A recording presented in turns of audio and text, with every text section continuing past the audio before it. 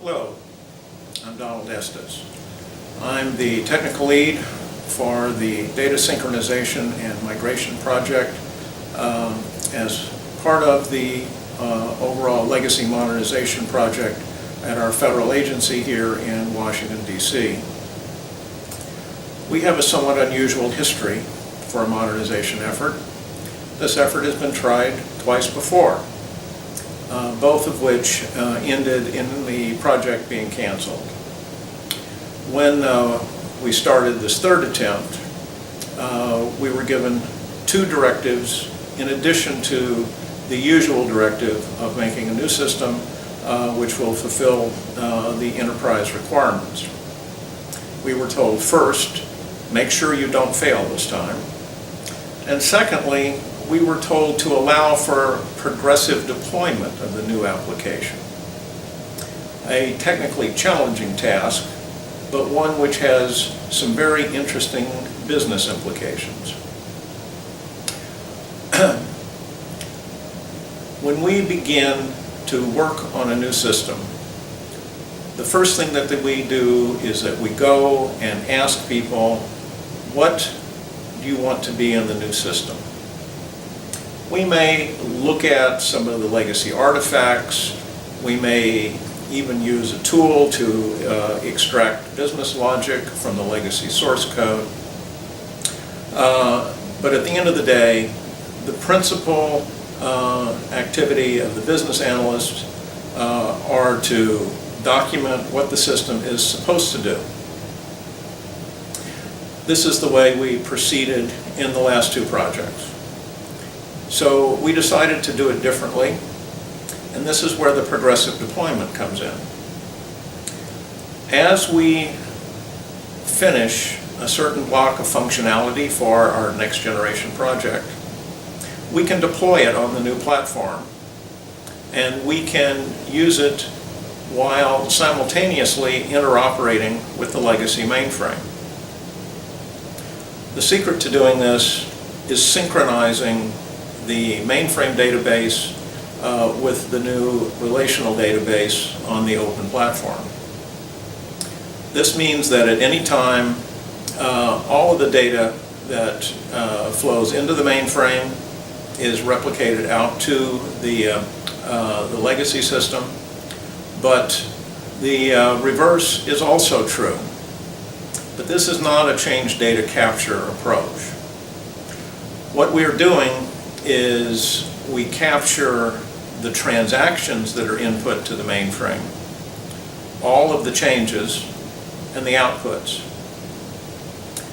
We then transfer those to the MSS Synchronizer, which runs on a Linux platform in between. There, if we have the new functionality already implemented, we will transfer it as a transaction to our next generation system. If we don't have it, well, in that case, we simply replicate the data through into the new data model. This provides the risk mitigation that the business was looking for. We can run the two systems in parallel. If anything doesn't work properly or fails to function in the new environment, we can drop back and use the legacy system whenever we need to do so. But there's a second opportunity here. In general, the biggest failure in a legacy modernization project is that the legacy business rules are not reproduced correctly. The MSS Synchronizer gives us the opportunity to determine this and to do so in real time. As you'll see from the diagram, the transactions come into either the mainframe or the next generation system. They are then propagated not only to its own system but to the other system as well.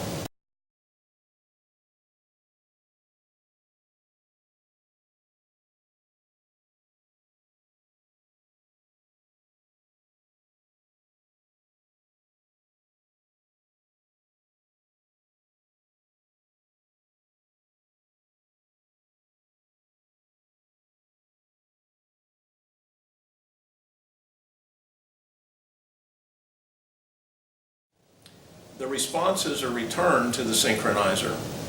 Of course, only one message is returned to the user. But when both transactions complete successfully, since the databases were synchronized to begin with, they should still be synchronized.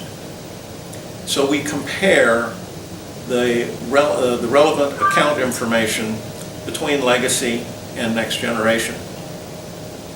If they're different, then the business rules were implemented incorrectly.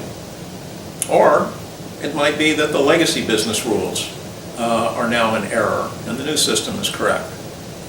Either way, we discovered the discrepancy and we can dig to the bottom of it and we can fix it. In this way, we control risk to the project through errors in the analysis and implementation. But the MSS Synchronizer does more than that.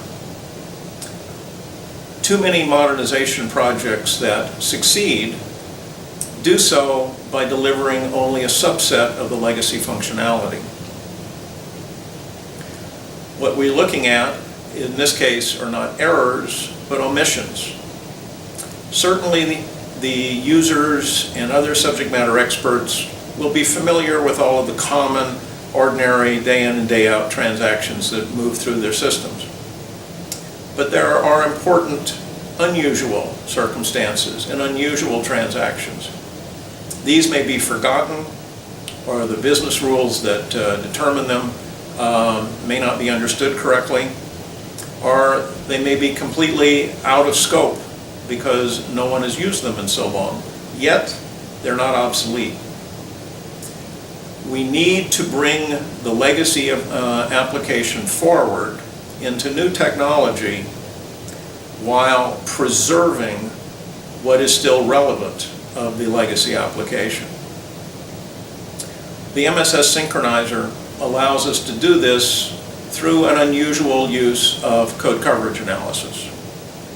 Those familiar with test code coverage analysis will know that it's usually used to determine how much of our application we have successfully tested over a sequence of tests. But in this case, we turn the tables on that paradigm and we look at the logic that was not tested. Then we go back to our subject matter experts and we say, is this still relevant? Is this obsolete? Oh, maybe we need to add these into the user stories and we need to add this detail into the business rules. And then we go and try it again. We can rerun those transactions in a test bed environment and see whether we got them correct now.